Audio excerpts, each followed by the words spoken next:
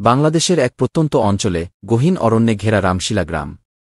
গ্রামের পাশে এক বিশাল কালো ঘন জঙ্গল রয়েছে যার নাম মৃতদের বন। আরিফ ও মিলা একটা ডকুমেন্টারি বানাতে এই রামশিলা গ্রামে এসেছে। তারা শুনেছে মৃতদের বন নিয়ে নানান ভয়ঙ্কর গল্প রয়েছে। গ্রামের একজন বয়স্ক লোক হেলাল দাদুদা তাদের বললেন, এই বনে মৃতেরা ঘুরে বেড়ায়। ওরা নিজেদের নয়, অন্যের জীবন নিয়ে ফেরে। আরিফ ও মিলা দুইজন এসব কথা শুনে হেসে দেয়, কিন্তু দারুদার ভয়ঙ্কর চোখ দুটো তাদের অস্বস্তিতে ফেলে। হোটেলে উঠে রাতে তারা বনের দিক থেকে বাতাসের মধ্যে মানুষের হাঁটার শব্দ শুনতে পায়। মিলা বলে, আরিফ, বাইরে কেউ হাঁটছে। শুনতে পাচ্ছ কি? আরিফ বলে, রাতে জঙ্গলে এমনি এসব শব্দ শোনা যায়। এসব কোনো ব্যাপার নয় গি। কিন্তু দুজনই রাতে ঠিকমতো ঘুমাতে পারে না। পরের দিন গ্রামের ছেলে রাকিব তাদের গাইড হয়।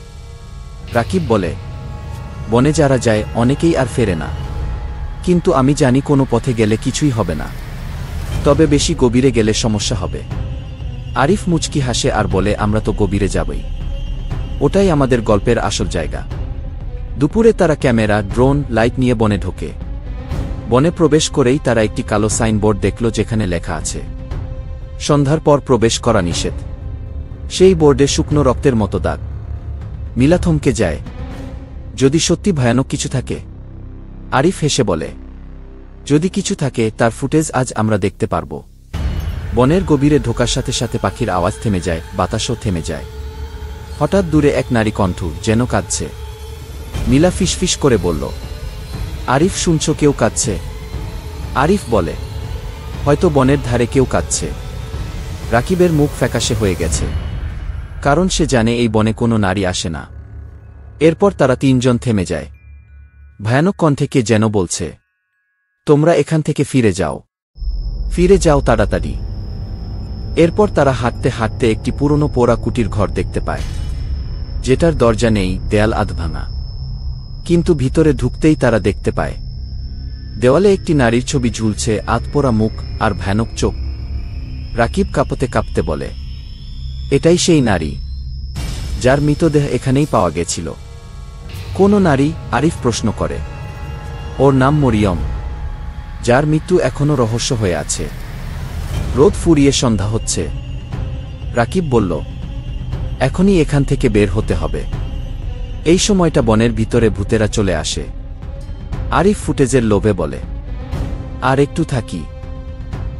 মিলা বিরক্ত হয়ে বলে, একটা ভয়ানক গল্পের জন্য এত কিছু করার কি দরকার?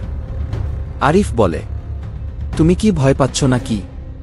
ঠিক তখনই ক্যামেরাতে হঠাৎ এক কালো ছায়া দেখা যায়। সবার চোখে তখন ভয়। তারা বন থেকে বের হওয়ার পথ খোঁজে, কিন্তু রাস্তাটা আর আগের মতো নেই। গাছগুলো যেন স্থান বদলে ফেলেছে। সব পথ একই রকম বৃত্তাকারে ফিরে আসে।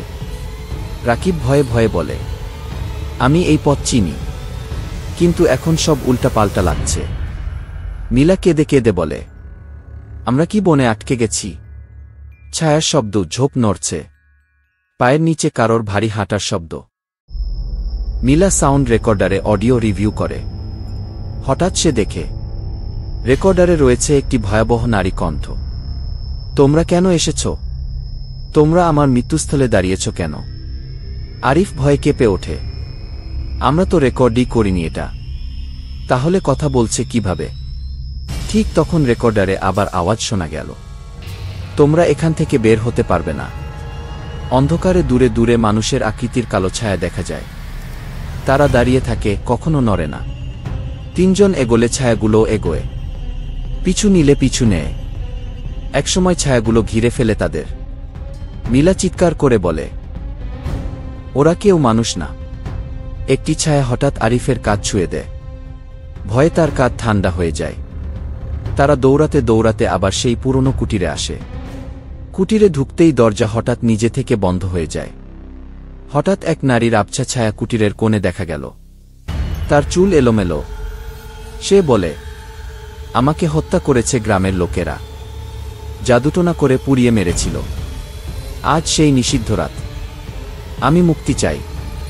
মরিয়মের আত্মা বলল, আমার মৃত্যু কোথায় হয়েছিল সেখানে ফিরে আমার চিহ্ন মুছে দিলেই তোমরা বাঁচবে। রাকিব ভয়ে কাঁদতে থাকে। মরিয়মের আত্মা বলল, আমি মরে গিয়েছি, এখন শুধু মুক্তি চাই। দরজা হঠাৎ খুলে যায়। তারা নির্দেশ অনুযায়ী বনের আরও গভীরে চলে আসে। এখানে মাটির নিচে পুড়ে যাওয়া কাঠ, পোড়া কাপড়। মিলা বলে, এটাই তার মৃত্যুর জায়গা। হঠাৎ চারপাশে আগুনের আলো দেখা যায়, যেন পুড়িয়ে মারার দৃশ্য আবার ফিরে এসেছে। মরিয়মের ছায়া বলে, আমাকে এমনভাবে মেরেছিল, আমি শান্তি পাইনি। তারা মাটিতে তার পোড়া কাপড় কবর দিয়ে মন্ত্র পড়ে। হঠাৎ বাতাস নামে, গাছগুলো আগের মতো হয়ে যায়, দূরের ছায়া মিলিয়ে যায়, বনের শব্দ ফিরে আসে, সবকিছু আগের মতো হয়ে যায়। মরিয়মের কণ্ঠ শেষবার শোনা যায়, ধন্যবাদ, এখন তোমরা বের হতে পারবে। এরপর তারা বন থেকে বের হতে পেরে হাঁফ ছেড়ে বাঁচে। মিলা কান্না করে বলে, আমরা বেঁচে ফিরলাম। রাকিব এখনও ভয়ে কাঁপছে। হেলাল দারুদা তাদের দেখে বিস্ময়ে বলে, তোমরা বেঁচে ফিরলে কিভাবে? এত বছর কেউ যা পারেনি তোমরা তা করে দেখিয়েছ। আরিফ বলল, মরিয়ম চাইছিল মুক্তি, আমরা তাকে মুক্তি দিলাম। দাদুদা কাপা গলায় বলে, এটাই প্রথমবার কেউ তাকে শান্তি দিল। আরিফ ডকুমেন্টারির নাম দিল মৃতদের বন, নিষিদ্ধ রাতের সত্য গল্প। কিন্তু এ গল্প শুধু একটি ডকুমেন্টারি নয়, এটা এক নিষিদ্ধ রাতের জীবন মরণের অভিজ্ঞতা, যেখানে তারা বুঝল মৃতেরা সবসময় ভয় দেখাতে ফিরে আসে না, কখনো কখনো মুক্তির জন্যও ফিরে আসে। বন্ধুরা, ভিডিওটি ভালো লাগলে একটা লাইক দিয়ে যাও, আর এরকম গল্প আরও পেতে চ্যানেলটিকে সাবস্ক্রাইব করে দাও।